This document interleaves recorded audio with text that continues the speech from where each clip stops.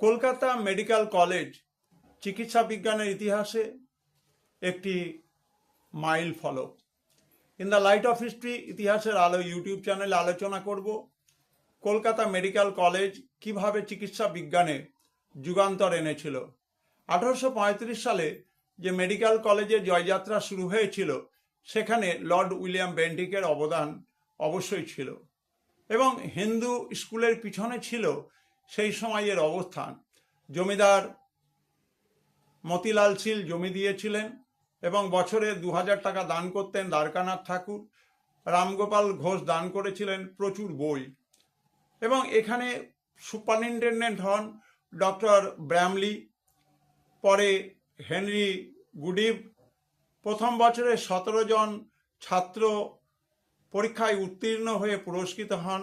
Native ডাক্তারেরা সরকারি কর্মীদের জনসেবা করতেন, এবং বিশেষভাবে মনে রাখতে হবে যে এই মেডিকেল কলেজ মাসিক বেতন হিসেবে সেই সময়ে 40 টাকা দিয়ে থাকত।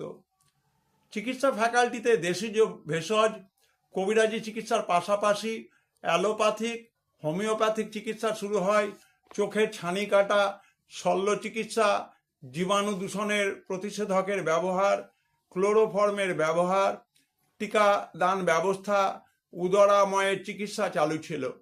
মেডিকেল কলেজ চালু হওয়ার পথে একদল ছাত্রের উজ্জ্বল উপস্থিতি নজর কেড়ে নেয়। এর মধ্যে নবীনচন্দ্র মিত্র, দ্বারকানাথ গুপ্ত, রাজকৃষ্ণ দে, উমাচরণ শেঠ ছিলেন। মধুসূদন গুপ্ত 28 অক্টোবর 1836 সালে মেডিকেল কলেজে শব ব্যবচ্ছেদ করে চিকিৎসা বিদ্যাকে অনেকটাই এগিয়ে দেন। 1883 সালে মেডিকেল কলেজে ছাত্রী ভর্তি শুরু হয়। প্রথম মহিলা গ্র্যাজুয়েট ছিলেন কাদম্বিনী বসু বা কাদম্বিনী গাঙ্গুলি। 1863 সালে এমডি পরীক্ষায় সফল হন ডক্টর চন্দ্রকুমার দে। কলকাতার দ্বিতীয় এবং তৃতীয় এমডি ছিলেন ভোলানাথ বসু এবং মহেন্দ্রলাল সরকার।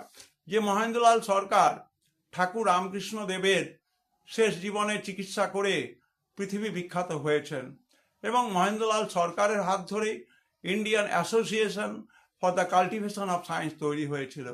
এই হচ্ছে আমাদের কলকাতা মেডিকেল কলেজের বিবর্তনের ধারা। প্রিয় ছাত্রছাত্রীরা, তোমরা এই ভিডিওগুলোকে মনোযোগ দিয়ে শেষ পর্যন্ত দেখবে। অবশ্যই তোমরা চ্যানেলটিকে সাবস্ক্রাইব করো, যাতে করে তোমরা বিভিন্ন ভিডিও নোটিফিকেশন ধারাবাহিকভাবে পেতে পারো।